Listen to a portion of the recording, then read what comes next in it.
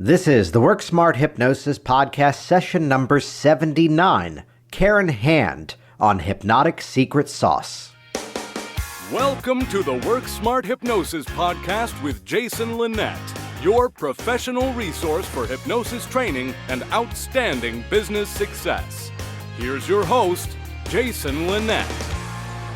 Welcome back once again. It's Jason Linett here with a great session with one of the many people out there that for a couple of years I've been saying we need to record, and finally we got a chance to record. Karen Hand is out of the Chicago area, and I've known her through various conventions, various interactions online. As I like to say, we're all best friends on Facebook, and someone who is really out there doing a lot of great work and has some really great thinking, really great opinions inside of this. So it's as part of this Work Smart Hypnosis program. If you're just joining us here for the first time, it's this experience of reaching out to people that, again, are in that category of really being hypnotic workers, people who are really working and really seeing clients and really getting great results, and then translating that over to the training atmosphere as well. So we're going to jump right in. This is a great session with some really great strategies and fabulous metaphors that I know you're going to begin to model out of the work as well. So here we go. This is session number 79. Get ready for the explanation of the title of this one inside of the program as well. Karen Hand on Hypnotic Secret Sauce. Here we go. So the interesting thing is that usually this always begins with some sort of origin story and backstory and the whole question of what it was that got you into hypnosis. And I definitely want to get to that, but I want to switch it around this time. A couple of things. What are you excited about in hypnosis these days? What is it that's really got you revved up and moving forward, would you say? Okay. I would say I'm really revved up about difference, change, listening to people. How so? So let me rephrase that. What the hell does that mean? Okay. So that means it's so much fun to me to work with a client and discover how that client thinks. Everybody's different, like fingerprints. Mm-hmm. And so the fun part of doing hypnosis for me is to discover how they're thinking about something, and for me to dip into my toolbox and pull out the right thing to help them get to where they want to be. I learned I've learned many things recently at the Hypnothoughts conference in Vegas, and two that I love very much. One from Michael Watson is a process with magic hands. It's a regression process, and I do a lot of regression work, but I love this one without an induction or anything, where you have hands suspended in the air, and as one does a review of your life, it lowers, it reviews whatever issue you're working on, and the other stays suspended, and suspense does a lot, doesn't it? After that hand, the first hand rests, the second hand begins to lower as you take all the learnings from those experiences and all the changes that you can make with what you know now. A very elegant way of doing some easy regression, even regression to cause work. I don't always use regression, by the way, for checking for the ISE. Right. I use regression to look for resources just as often, if not more often even. So that's one. I learned another from Melissa Tiers that is new to me that I think is just a phenomenal process. And it is talking to the client about what they want, get their goal, drill down to what that goal is going to do for them, what they really actually get out of it. And when we get down to that really core value or belief, we get some resonance, some actual physical response, and then turning all of those things that it will do to them, their benefit statement basically, into a sentence, making that a sentence for them. Then using that sentence as a dual induction. So they will say their sentence with a breath between every word. Let's say, I am strong and healthy. Wouldn't be a good sentence necessarily, but let's just use that one. I am. With the breath between each word, I say that along with them for a period of 2 or 3 sentences. They continue to say their sentence, and I start dropping in all of their benefits as they're repeating their core belief, their core value of why they want to make the change. Nice. And it just becomes a very elegant, beautiful process. And Jason, as you know, I learned the virtual gastric band process with you. I have now folded that process in to several of my private virtual gastric band clients, and it's just the icing on the cake. It really adds a lot to it. So I guess when I said difference, what I like is learning new things, adding tools to the toolbox, and figuring out great ways to use those tools to enhance the client experience. Did that clear it up for you? That does. And I love that as a perspective because, again, we fall prey, and especially, referencing anything that's out there that's in the theme of a protocol or a series of appointments, that we fall prey to the idea that this is the one representation, this is the one way to do. And yet it's how the instructor, the trainer, my phrasing is, it's our responsibility as a trainer to share the insane level of thinking that goes into what we do and why. Not to turn everybody into a bunch of clones, but instead to at least give the logic, the reason why. But at the same time, it's a constant theme on this program about learning a structure in order to break the structure, learning a system in order to break the system. Yes. And how to put it all together in a way that is that client-centered approach. That's right. I've never been a very good rule follower. I think rules are important. I understand rules. The first time I played Monopoly as a kid, I played exactly by the rules in the Parker Brothers game. Yeah. And it went on and on and on and on and on forever. Then I played with some other people, and we learned that we could put money in the center and get extra money, keep people going. Or we modified the rules, house rules, right? They're called. Yeah. And the game became more fun, and it didn't take quite as long to finish it out. We didn't have to play for days and days and days.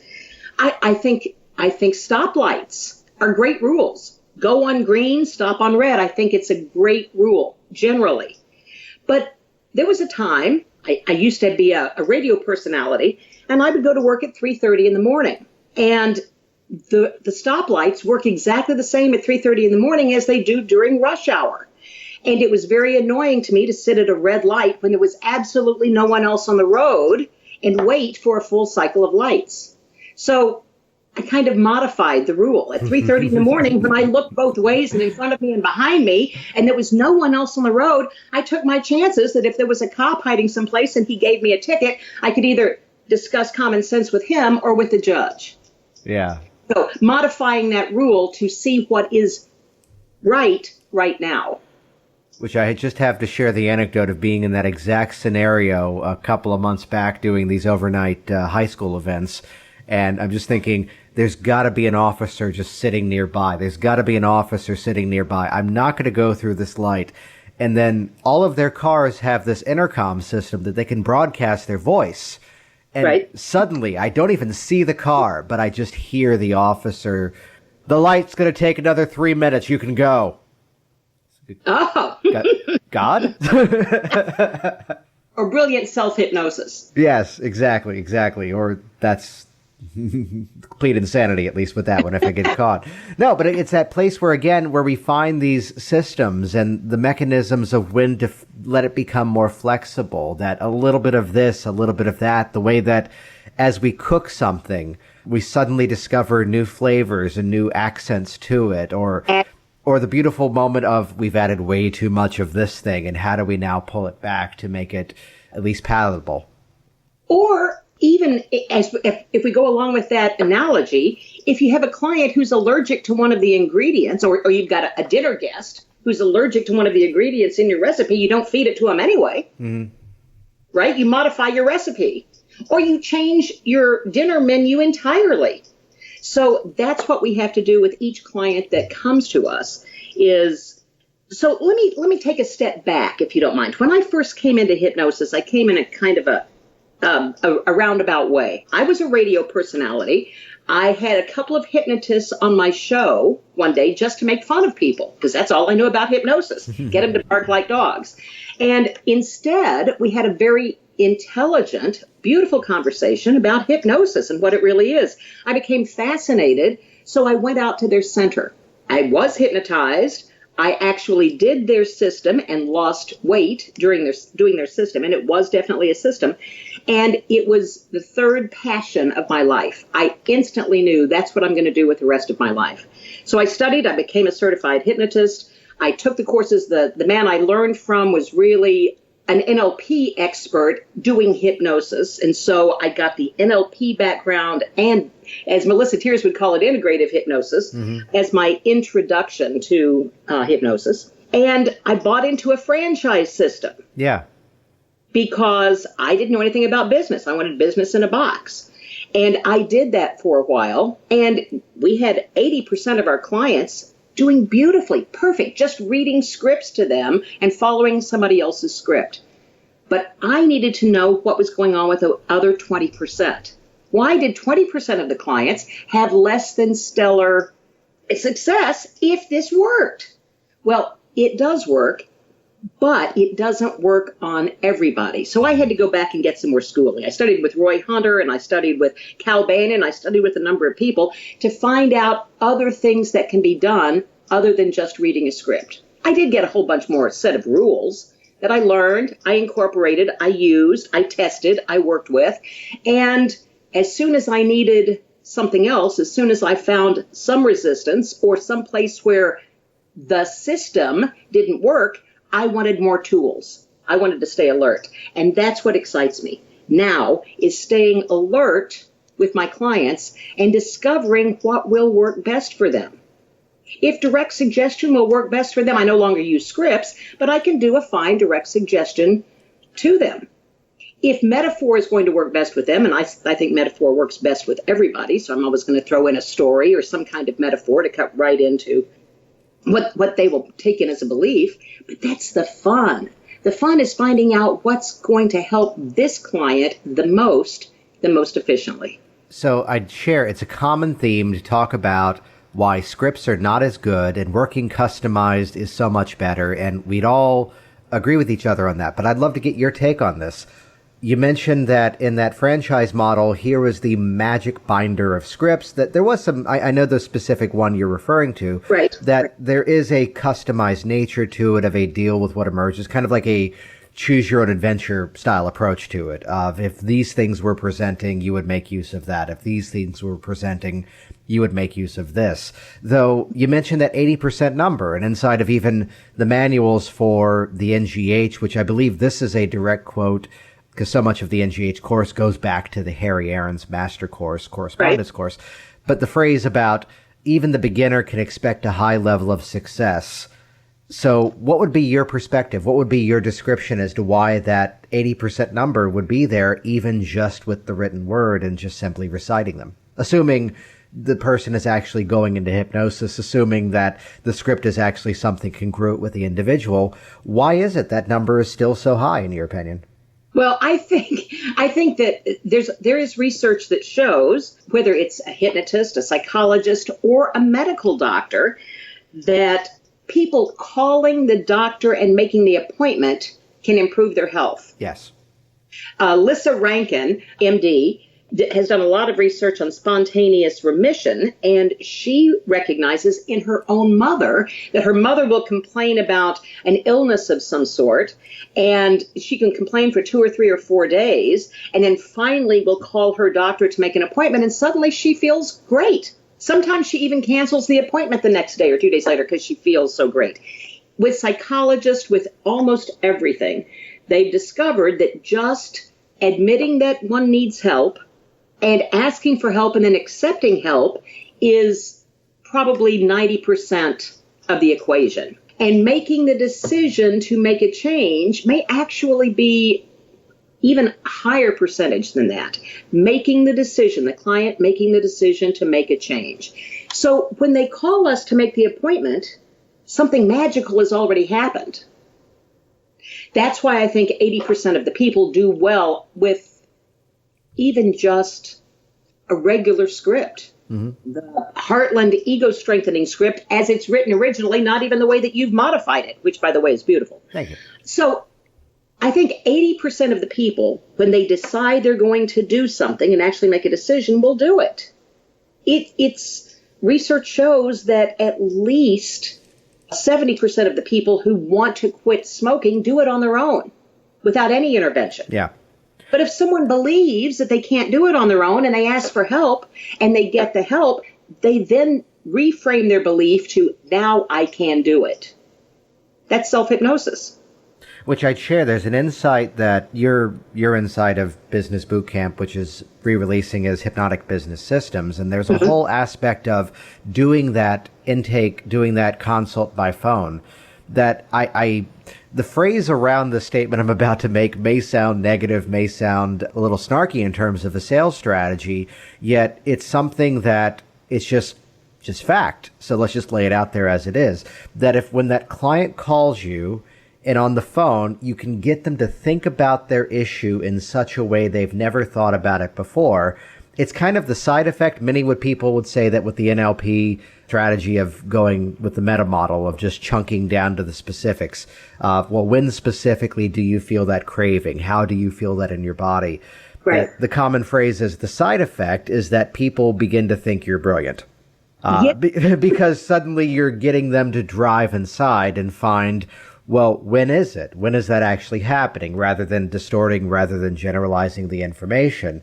So the example of someone calls in for fear of public speaking, and to chunk it down to ask, well, is it the anticipation and then you're fine once you start speaking? Is it you feel fine and then once you begin speaking and then you feel nervous? Or, and oddly enough, this last one is a very small group, but it's a favorite one of mine because it used to be me before I got over it myself, that I could be fine leading up to the presentation. I'd be fantastic during the presentation, but just after it was finished, just whoosh, this massive adrenaline, there was the anxiety after the fact. And what you hit on for the smoker is that statement that suddenly it's like I'm the biggest mind reader in the world, where I ask you on the phone, what's the longest you've been without a cigarette? And based on the number of weeks or months, I tell them right away, this is how you did it. That if I hear that 8-9 month, upwards of a year range, that's the cold turkey person. If I hear a couple of days, that's going to be the patch the gum. If I hear about a month, that's going to be the Chantix. Now, of course, there's exceptions. But it's that statement of, as we make the, let's bring it back to hypnosis, straight out of the book, Roy Hunter's Art of Hypnosis, the formula of belief, imagination, credibility, expectation. He puts it at BICE. Former podcast guest Greg Poljasic refers to it instead as ICE, B, because it just sounds more fun that way. But that they have the belief they can create the change. They imagine they can do it. The process that they're looking at has credibility. Yet the strongest component is that expectation. Right. Yeah. Yes, the expectation of change. You know, Cal Banyan says, and this is one thing I completely agree with him on, beliefs, there's a two-part process to belief. A belief is something we don't know. If we knew it, we would say I know instead of I believe. Mm-hmm. But a belief is something we don't know. We believe it to be true, and since we do, we act and behave as if it's fact, whether it is or not.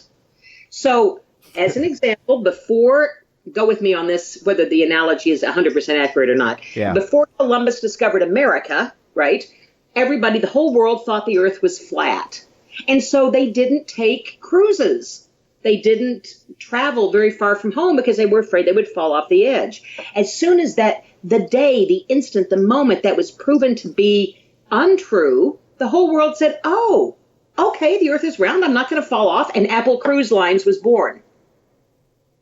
And people started taking cruises and going on vacation. Their belief changed just like that. So I think that's what you were talking about with changing beliefs. As soon as we can get them to change from I can't to I can, we've done our job. Absolutely. And it's not our job to make them do it. I don't believe that we're wizards. I don't believe that we're magicians. I even use that sometimes with my clients. You'll have to Google a little further if you want a magician, because that's not what I do. I'm not a mind reader, I'm a hypnotist. So we don't make them do anything. And as I teach new baby hypnotists, that's the message I want to drill into them. We don't make them change. We help them find how they can change. Sometimes that's going back into their life and looking for resources where they have done other things that are really great and how that made them feel and how they did that. And they borrow those resources and put it to this particular goal, because then they start changing that I can't or I'm not able to I can and I have before. And they can start proving to themselves. You also were talking about somebody who, as you're delving into their beliefs, I love that about the Chantix is the 4-week person, the action, the gum. There's another thing with some, like public speaking. Oh, I haven't been able to speak in public since my teacher made fun of me in second grade. Well, maybe we want to go back and do some informed child technique on that and change that belief right there. Sometimes there are reasons to go back to the initial sensitizing event. Absolutely. Now, I was cracking up there for a moment. The political program with Bill Maher, Real Time. He has a sequence now that he does, and he hits it on both sides of the aisle, but the line, it's all about the premise of, I don't know if this is true, but it sure sounds like it is. Yes, I love that.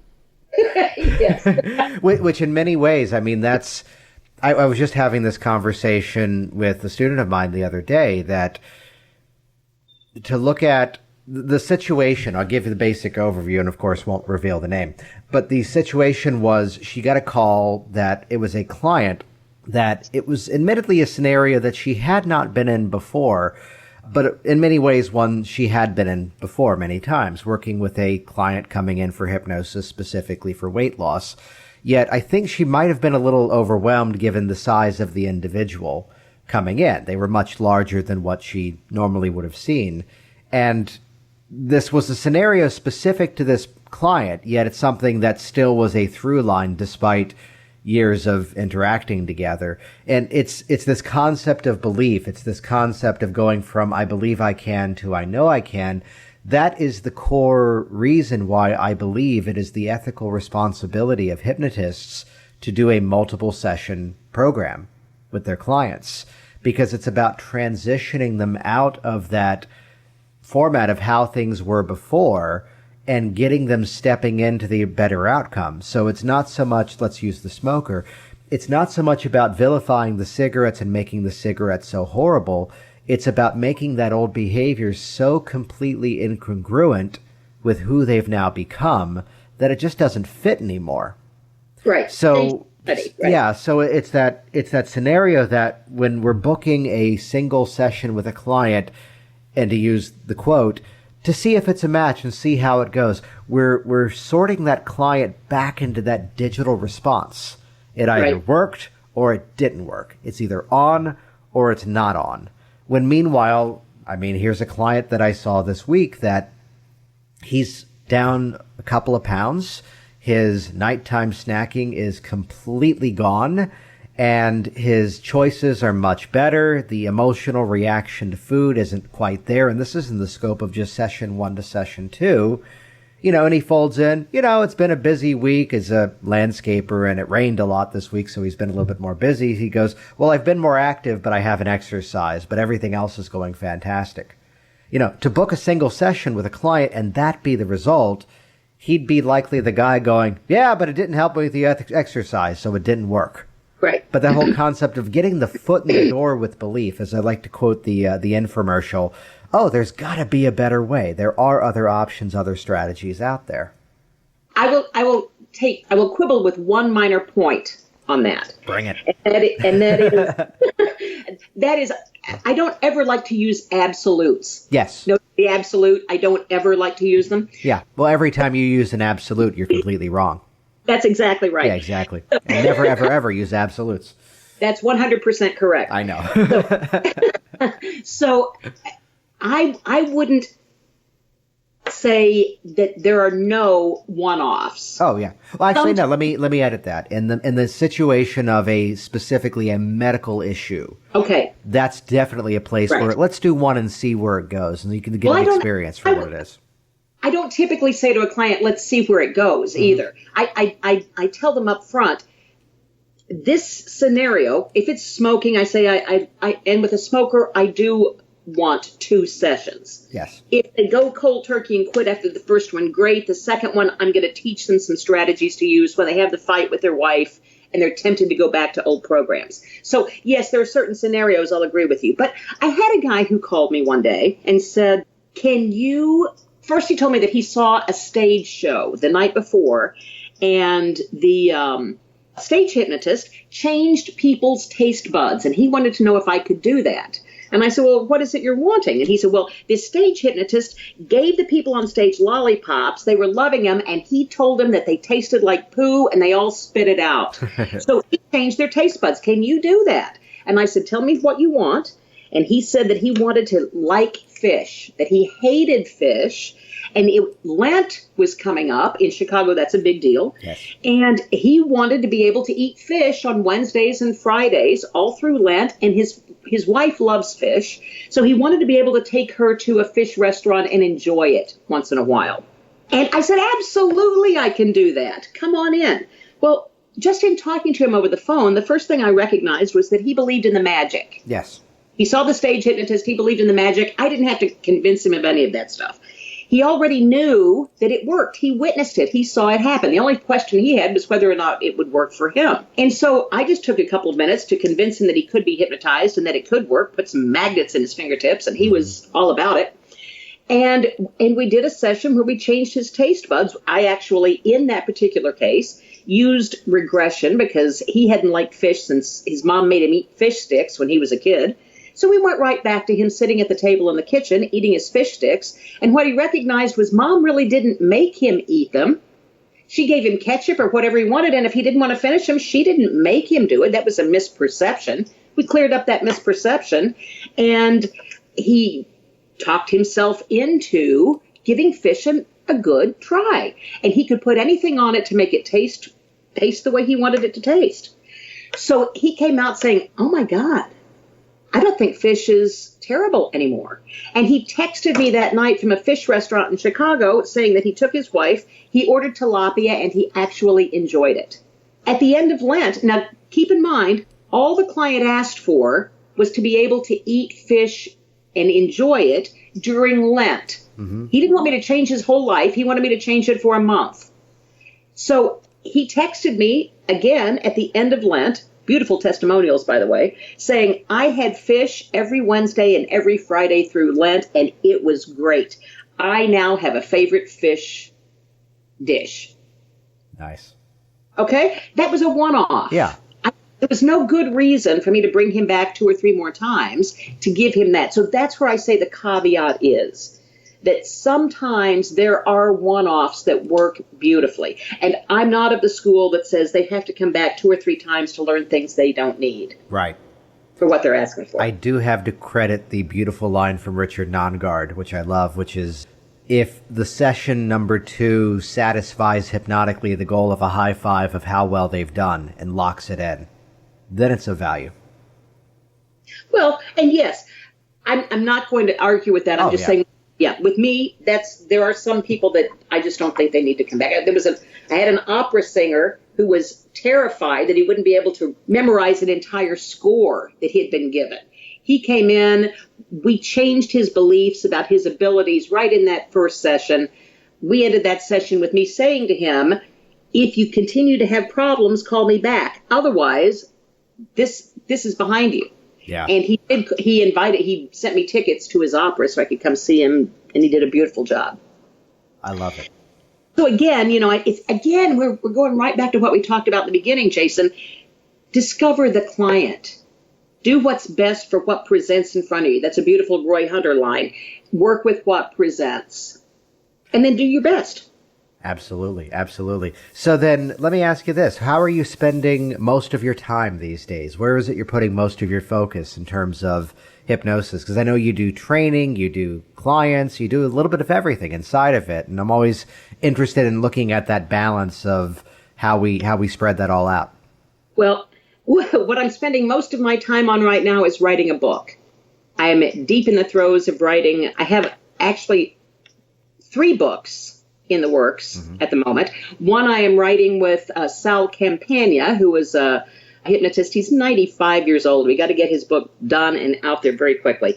It's using pictures and drawing. I use it as a workshop actually to work with chambers or groups to get them interested in how the subconscious mind works. So I'm working on that with Sal. And then I'm writing another book on reminding, how we remind ourselves. So a hypnosis book, pretty much on the tactics that we use to remind ourselves. So while I'm seeing clients, and have some irons in the fire. That's where my focus is right now on getting these books completed. Tell me more about the Reminding Project. I'm curious what the themes of that are. Well, how one goes about reminding themselves, reprogramming themselves. It will have a series of techniques inside the book with themes on re-words, reminding, reprogramming, reinventing. So how they can look at making a change in a belief system so that they are changing their own belief systems. Teaching them how to look in a different direction, teaching them how to go back and look at their resources, teaching them how to look at a problem from a different perspective. Which in so many ways I'm flashing to, of course, it's this morning and I made breakfast for my kids and it's this, we have a ton of sweet potatoes. We just bought a whole box of them. And it's that beautiful moment with a 3-year-old having to go, you've never had them this way. How do you know you don't like it? It's like everything that I put in that. It's sweet potatoes cooked in butter and honey and cinnamon and salt. You love everything I've just mentioned. I don't like that. Right. Yet that's kind of that scenario that so many people would have. Well, I have this issue because this is the way it's always been. This is the state that things have always been in. Yet again, it's that infomercials. There's got to be a better way to find that tilapia in our life, as it were. Yeah, sure. Maybe there's a different way of looking at it. So along the way, there are exercises. As an example, just looking around you in the room that you're sitting in and just looking for the things in that room that you don't like. What's out of place? What's messed up? What's out of place? And then after you spend a moment doing that, how does that make you feel? What's your posture? What's the expression on your face? You're probably not feeling your best because you've been looking for things you don't like. Now, shake that off and now look around that very same room and just look for things that you like. Look for all of the things in that room that make you happy, that make you uplifted, that you like about the room. And then notice how you're sitting differently. Notice how your facial expression has changed. Notice what's different about just looking for what you like as opposed to what you don't like. That's something I also teach clients so that as they leave the office, they will be looking for the things that support their change, all of the examples of supporting the change, rather than looking for, wow, I went 4 days without a cigarette and then I thought about one. Yeah, right? Yeah. So that doesn't mean that you're a failure. That means you had a thought. It's just like listening to a song on the radio and it makes you think about that old boyfriend. Do you call him? Probably not. It's just a thought. There's a moment that came out with a client a couple of years ago where, I mean, she had gone 3 weeks without smoking at all. And the statement was, yeah, but I was at a 7-Eleven and I saw them behind the counter and I was thinking about them, so it's not working. Right. And right. Ever since her was the birth of the phrase, we find a greater level of success because we never deny reality. That I'm in a funny part of Alexandria where it's like the Starbucks in New York City. If you don't like the 7-Eleven on this side of the road, there's another 7-Eleven across the street as well. Right. And of course, one is nicer than the other. So I've actually brought this up in the expectation leading up to the process, the Don Motton bit about, subjective levels of change. It may be out of sight, out of mind. You may find yourself just in the habit of the issue, or maybe there is that brief mind battle, yet here's what you do and you're fine with it. But I fold in that statement about, and of course there's actually 2 7-Elevens across the street from each other. And for a fact you could swipe a credit card at either one of them and purchase an entire year's supply. Yet it's the difference instead of going, I can't, I'm not allowed to, I shouldn't, to instead, and of all things, I've modeled this from a documentary called Hungry for Change. The bit of patter around, well, I know I could, yet I just don't need to. I could, but I just don't want to. I could, but there's always something better. That place of starting from that position of reality that, for the person, especially with weight loss, for any kind of, too much or too little behavior, just that simple acknowledgement that they are in control of their choices and they're the one in the driver's seat. Of course you could, but the difference is now you're not. Well, Jason, you fly occasionally, do you not? I mean, yes. You travel the country, so you fly occasionally. When you go through the concourse in the airport, do you choose the first plane you see, or do you keep going down the concourse until you find the plane that's going to get you where you want to go? Ooh, that's good. You choose the one that's going to get you where you want to go, right? Yeah. So you made choices all along the way, and you weren't paying good attention to it. You weren't saying, oh, I'm not going to choose that. I'm not going to choose that. I'm not going to choose that. You keep going until you find the one that's going to get you where you're going. So we make those kinds of choices every day, all day long. And I get to use that a lot in Chicago when I have people taking mass transit to my office for an appointment. Well, did you take the first bus that came along, or did you take the one that was going to get you here? Beautiful. I love it. I love it. So then let me ask you this, because we brought up the theme that, as I like to say, regression ain't just about finding the cause, that it's a tool, it's something in the kit of what we can make use of. So to dip back into your history, what would you say it was about being on the air, being a radio host for so many years? What would you say that lended to your hypnosis career? Well, on the radio, as you know, you only have words with which to entertain. And so I set up a lot of stories. I used a lot of metaphor, whether I realized it at the time or not. I was using a lot of metaphor to make points. And I think all of that, using the voice, using inflection, being able to tell a story with only the use of voice and getting all of these people to go along, I think that was great training. Radio is called broadcasting, but the truth is, really successful radio personalities know that they're talking one-on-one with their listener. There may be thousands out there. In our case, more than thousands, or we wouldn't have been so successful. But we were talking one-on-one with each one. So it's making a point that covers a lot of territory, one person at a time. I hope that. Yeah, that's fantastic. I'd share that brings in a theme not just for the communication mechanism. Of course, we're one-to-one with a client in a session, and we're not playing the game as if we're doing a group seminar with 1,000 people in the room. Yet, on the business side, I was looking at some videos that one of my students had shot for their website, and it was talking to a crowd. And the more you can connect with that individual, it's how we fall prey to this idea that, oh, let me use, I refer to it as the royal we. Come on in and we can help you with this and we can help you with that. Right. And the more of that personality, as I'm on your website right now, whether you want to change your habit, change your mind, it's getting directly to you. It's about that connection. It's about that navigation moving forward and making it about them and customizing it to them, both on the change strategies as well as the communication of the sales process as well. And it's all getting back to knowing your audience. It's the same thing we started with, because when I had my business in a box, first of all, we had one name. We divorced the franchise. I'm not going to go into why, but right. We divorced the franchise and then changed our business name to Chicago Hypnosis Center. In so doing, we spent a lot of money on search engine optimization. I closed that business in 2011 and took all of the clients that were left over in programs and brought them to my home because my mother moved in with me and she became a full-time project, honestly. There was no time at that point in my life to run the business. So we had an escape clause, we closed the business, and I took all of the clients into my home and saw them from here.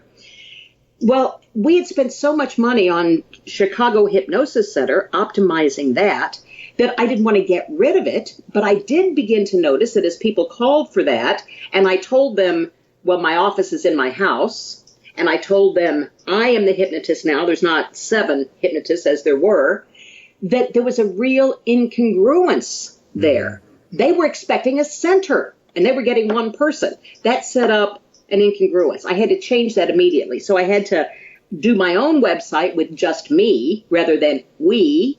And I then took Chicago Hypnosis Center, which still draws a lot of traffic, but it connects to my website now.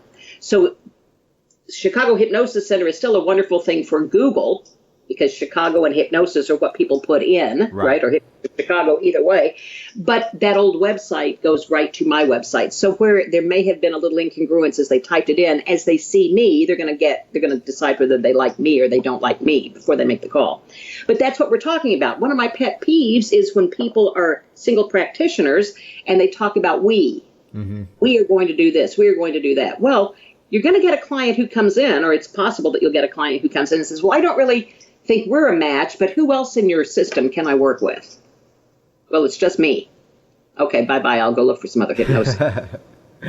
See, I'm cracking up right now because I had a phone call. It's Friday morning as we're recording this, and it's like Tuesday this week that I get this call, and I've only had this once before, but I'm having to explain, no, that's another hypnotist who's in town.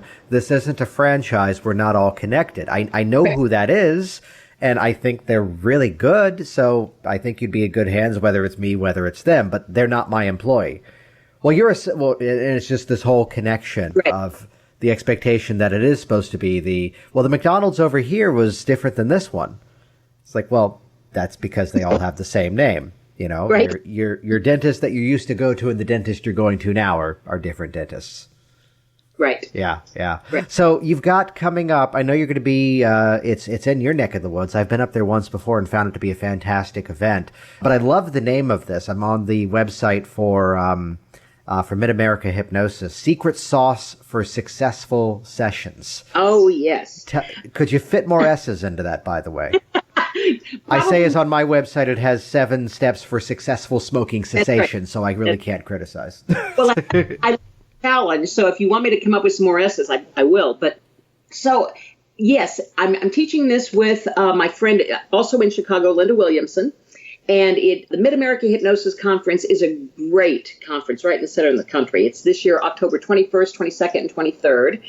I teach a pre-conference event for newbies, for the general public, teaching people how to use hypnosis for caregiving, for nursing, for doctoring, that kind of thing. It's not going to be a certification course. It's just how to use the principles of hypnosis. And then following the conference, I will be teaching the Secret Sauce for Success class. This is exactly what we've been talking about, Jason. It's how to we're going to teach a number of different techniques and then how to use those techniques and apply them to this situation, apply them to that situation, modify it, grab a piece of this and a piece of that. There are principles of age regression that I like very much, not leading as an example. Yes. But using age regression only for finding the initial sensitizing event is only using half the process. Using regression of any sort, whether you do a formal age regression or you say, let's go down your timeline. I like to do a lot of timeline too. Go down your timeline to a time in your life when you were very confident, if they're looking for confidence. Find that time. How are you How are you standing? How are you feeling? Now let's bring everything that we know from that timeline up and bring it back with us. So in doing just what I told you there, we're going to be teaching a little timeline, teaching a little age regression, and teaching some dissociation. Because in dissociation, timeline can be beautiful. You can go right down the timeline. You can associate down into it. You can float up above it, look down at it, dip down into it, or just look at it from afar. There are a number of things that can be done to find what you want to find. We're going to teach some principles, dissociation, the movie theater dissociation technique, those kinds of things, and then have them practice using that for different scenarios. Which, are you going to use dissociation for this? Are you going to associate them into it? The meta model, associate in, dissociate away, find the resource, and then copy and paste. Those are the things that we'll be teaching in the secret sauce. So it will be, you had a brilliant metaphor earlier when you said it's a recipe, and it's modifying the recipe. Take the rules and then modify them to your taste or to the taste of the client. I love it. And I'm going to put a link to that over in the show notes at Work Smart Hypnosis. Though briefly here, it's Karen Hand, KarenHand.com/secret-sauce.html. But again, links over in Work Smart Hypnosis. Where else can people find you online? How can they find more from you? They can find me at KarenHand.com. They can email me, Karen@KarenHand.com. They could also type in Chicago Hypnosis Center, and that will go to KarenHand.com. Did I say that enough? I love it. See, you might have heard me say this before. It's how when I would do networking, I would get up and I'm in Virginia and I do hypnosis. My business is named Virginia Hypnosis and my website is Virginia Hypnosis. Mm-hmm. And the reason I did that was not just for the repetition of making sure they remembered it, but it was modeled after a friend of mine that would say that he was a magician and he would get the response, "Oh, what instrument do you play?" So the first time you'd say hypnosis, they'd go, "Wait, what?" The second time they'd go, "Really?" And the third time they go, "Oh, they're serious." Well, my business is officially called Karen Hand Hypnosis Chicago. The reason I have my name in their branding, because for 20 years, I was a radio personality in this town. There are people who still Google just me. So I'm just using the best of all worlds, using hypnosis and using Chicago. So I'm going to come up no matter what they type in. That's fantastic. Karen, it's been wonderful having you on here. I'm glad we finally got to do this. Me too, Jason. I love you lots. Awesome. I'll see you soon. Yep. Bye. Bye. Thanks for listening to the Work Smart Hypnosis podcast at WorkSmartHypnosis.com. Jason here, and once again, thank you, Karen, for joining me on this program, and thank you to you listeners at home for listening to this program too. I'd encourage you, as always, your feedback helps this program grow. So head over to WorkSmartHypnosis.com/iTunes and leave your review. Also head over to WorkSmartHypnosis.com. That's where you're going to find all the other 78 recordings, plus many more along the way, as well as information on my trainings. Check out hypnoticworkers.com. This is the entire brain dump, the entire digital access library to my complete hypnosis training. Everything from inductions and deepeners to strategies for changes that you simply will not find anywhere else. This also has client sessions from the moment of walking in the door to walking out the door. So how I develop my own secret sauce and recipes for working with my clients, and so also the how and why of how do you put the entire process together. Head over to hypnoticworkers.com today to check that out and get started for just $47. I'll see you next time.